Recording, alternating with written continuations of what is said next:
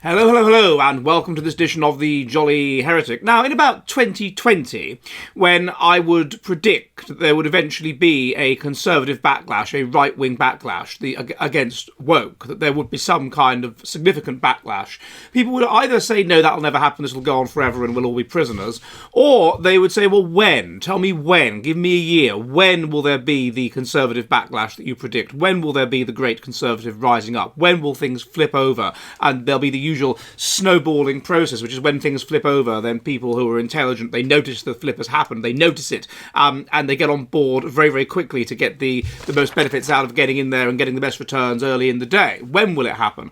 And I was never able to say, because there's too many variables involved, but it is evidently happening. And the promotion, essentially, of Nick Fuentes, who I've had on this channel and is a highly intelligent guy as far as I'm concerned, but also an agent provocateur in a sense, also that's not the quite word, but a person that likes to stir things up. Let's put it like that, to polarise people, is very good evidence of that. And I actually said in my 2022 book, The Past is the Future Country, I think I wrote there, that we will see the percolation upwards into positions of power of Nick Fuentes types. And this is kind of evidently what we're seeing. Now, I'm not surprised by this process, and I want to look in a minute at how the process works. And I also want to tell you my thoughts on the interview I've just watched between him and Piers Morgan, the British tabloid journalist. But before I do so, could you do me a favour? Could you please subscribe? Could you subscribe on YouTube? Could you leave a like, hit the bell button, leave a comment? And could you subscribe on my Substack, that's jollyheretic.com, where I put all the most base stuff that I can't put on YouTube, in-person interviews, blogs, vlogs, films I make, and where if you like what I do, you can support with the cost of just a pint of beer a month. Okay, back to the video. So, first of all, before we look at the interview itself, what has actually happened? Or what happens as there is a backlash? And we can speculate on why. Various things, I suspect, have come together to speed this up. COVID, and people therefore doubting what those in authority have to say. BLM, and them trying to contain that, and therefore people doubting what those in authority have to say. The trans movement, and therefore people feeling that they are being pressured to say things they don't feel comfortable saying, and therefore they start doubting those that are telling them to say these things. All of these things appear, financial crisis and that kind of thing, the war, all of these things have come together to make people much more sceptical of those in authority, and therefore much more sceptical of the morality which they use to uphold themselves and to signal that they are the most virtuous, and so many people feel that their needs are not met in terms of group-oriented foundations, in terms of sanctity, in terms of obedience to traditional authority, in terms of in-group loyalty in a traditional way. And they start to notice that other people feel the same way, gradually, via social media, via the polarisation effect of the woke, whereby if you don't agree with us, then you're completely cancelled, and therefore this forces you to find other people as comrades who are similar to you in a way you wouldn't previously have done. All of these things have come together to mean that people feel safer to question the regime, as it were, safer to question regime ideas. Now, once that happens, of course, then you get a snowball effect where people start to, in order to get status, and the most status, competitively baseness signal, competitively bravery signal, competitively try to show just how anti-woke, as it were, they are in order to gain status. But it has to be done so optimally. You can't do so to too extreme a degree, because then you still will be cancelled. So you put out feelers as to how far you can get. Now, this is what Tucker Carlson did, and he obviously was clever enough to calculate, or to probably just instinctively know, that the Nick Fuentes interview would pay off. Now, once that has happened, of course, he's crossed the line. The Rubicon has been crossed, and people who are far more cowardly then feel, oh my God, I need to compete. I need to be edgy. And they also feel, well, look, clearly I'll get a bit of nasty feedback, but it won't be that much. I'll be okay. So Tucker was the genuinely brave person that went for it, that took a serious risk by having Nick Fuentes on, which has paid off.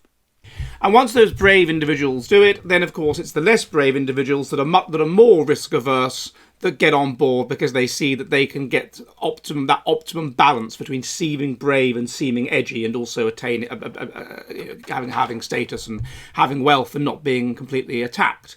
And that's what we have in the form of Piers Morgan. So now he's come on the Piers Morgan show.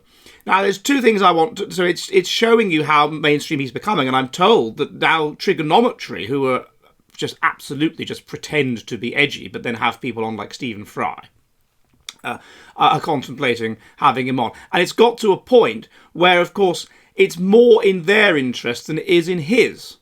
He can be very selective about whose show he wishes to go on. It doesn't really matter anymore.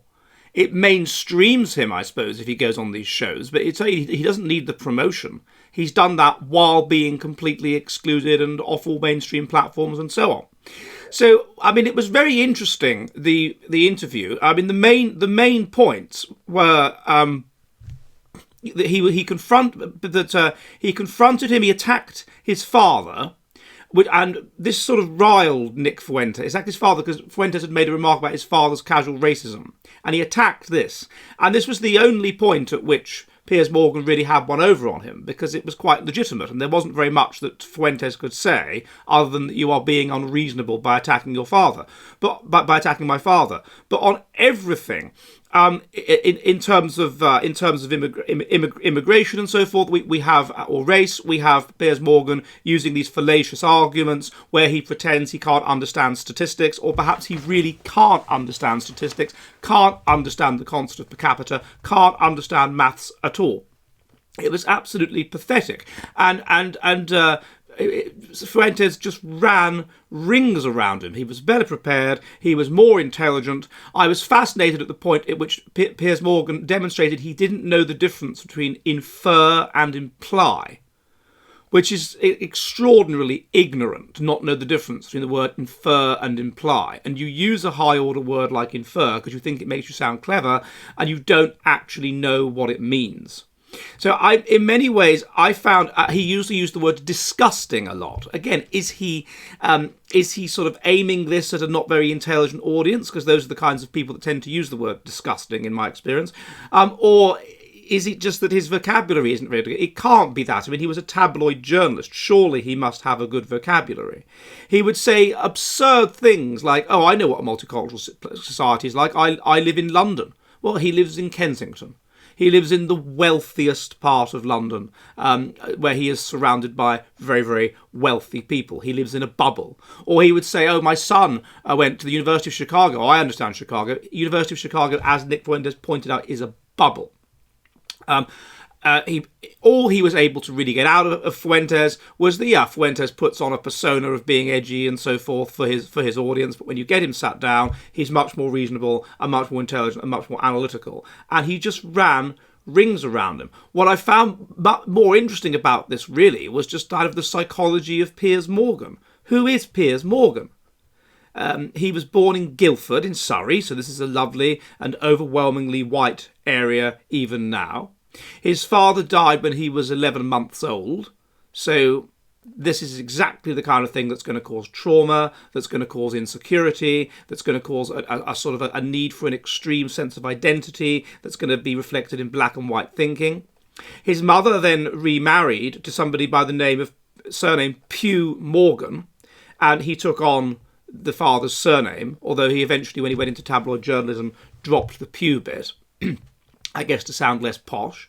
He went to private school, at least for his primary school, but for some reason he never went to university, and he went straight into journalism. It has been a very successful career. At a relatively young age, he was the editor of the Daily Mirror, which is a major left-wing tabloid in the UK. In 2004, however, he was forced to resign because he wouldn't apologise for running faked photographs with regard to the Iraq War. And he is a person that changes his identity, in relation to the given situation. So he is the ultimate example, I think, of a very socially skilled person, I suppose, or at least perhaps high in dark triad traits, psychopathy or whatever, that can look around the world and notice the way the wind is blowing and optimally get on board in order to attain the optimum benefits from so doing. And that is why he has chosen to interview Nick Fuentes at this stage. And that, I think, is one of the most interesting things about it, that Piers Morgan has done this. Because he is a bellwether. He is like the Marquis of Winchester during the Reformation, the man who managed to be Catholic all the time and then accept Henry VIII as head of the Church of England, and then be fundamentalist Protestant Calvinist under Edward VI, and then be a Catholic under Queen Mary, and then be an Anglican under Elizabeth I. And he was one of Henry VIII's only ministers, who was a minister all the way until the time of Elizabeth, who managed to avoid losing his head or losing his lands or losing his titles or whatever. This is a Vicar of Bray. You know the song The Vicar of Bray? This is the law I will maintain until my dying day, sir, that whatsoever king shall reign, I'll be the Vicar of Bray, sir. This is what we're dealing with Piers Morgan. And so the fact that someone as unprincipled as that has Fuentes on is showing us the way the wind is blowing in a fairly major way.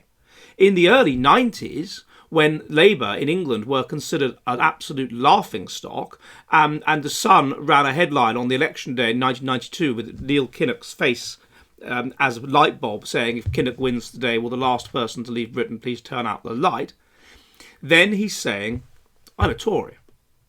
Then, a few years later, with the rise of New Labour and Tony Blair, suddenly, he's Labour.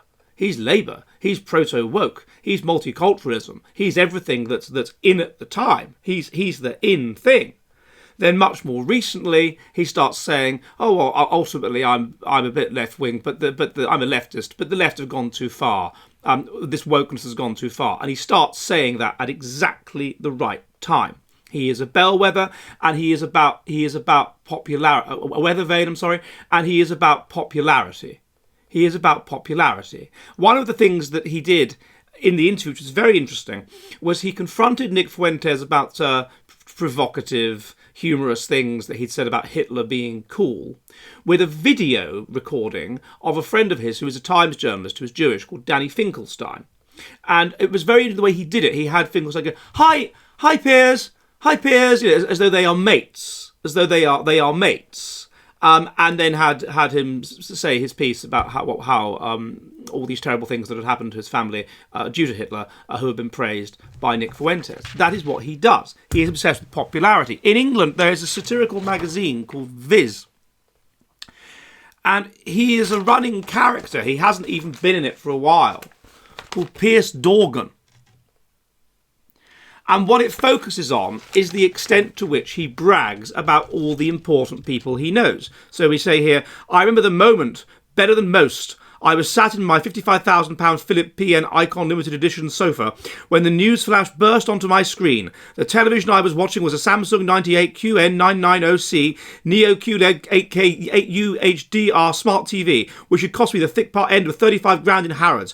I had bought that model, for cash naturally, on the recommendation of my very good friends Elizabeth Taylor, Ray Butch Wilkins, Roald Dahl, Anthony Warren Thompson, Burt Kwok, Eddie Large and Sterling Moss. Incidentally, the eagle-eyed among my readers may note that the model of my television wasn't available 3 decades ago, but it certainly was for me.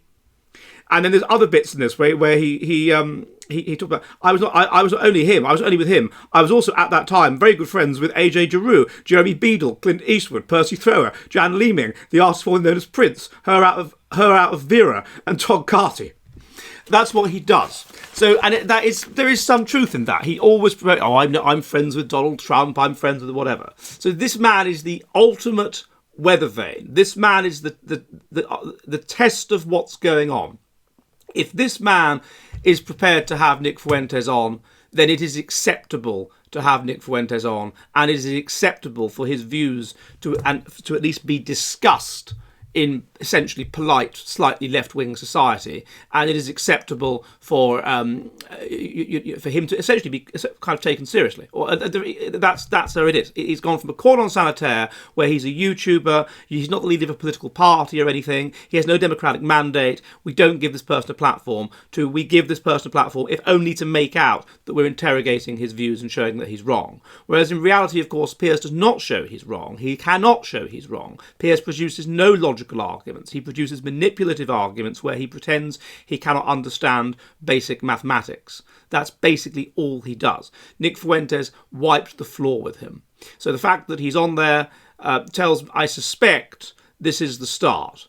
And if this is the start of Nick Fuentes being a part of essentially mainstream society, this is the start of the Groypers being a part of mainstream society. This is the start of the points that he made, that he makes about various subjects being much more openly discussed. And so something tells me, and I don't like to predict the future because there's so many variables involved, other than quite vaguely, something tells me that this is only going to continue unless Fuentes does something very stupid. And he gives me the impression that he's not going to do that because it gets to a point now where you can't get him. He just owns the liberal critique. He just says, yeah, I'm a racist. Whatever. He refuses to, and that's how I think that's a very good point. That's how you argue with them. Once you start defending yourself against their moral charges, then you are accepting that their morality matters, that their morality is meaningful, that they mean what they say, that they are genuine. What you have to say is, no, your word racist is a manipulative word that is there to shut up debate. All the evidence is that there's no differences in your behaviour and the people on the right. You are hypocrites, you are virtue signallers, you are disingenuous, you are bad actors. And I will not even argue. I don't have your morality. We have no shared moral starting point. None. And then they can't really get at you.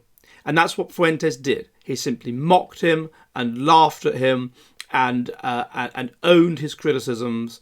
And once you do that, once you're above being manipulated by them, there's nothing they can do because all they have is manipulation. So I suspect this will carry on. Are you ready for the future of the West?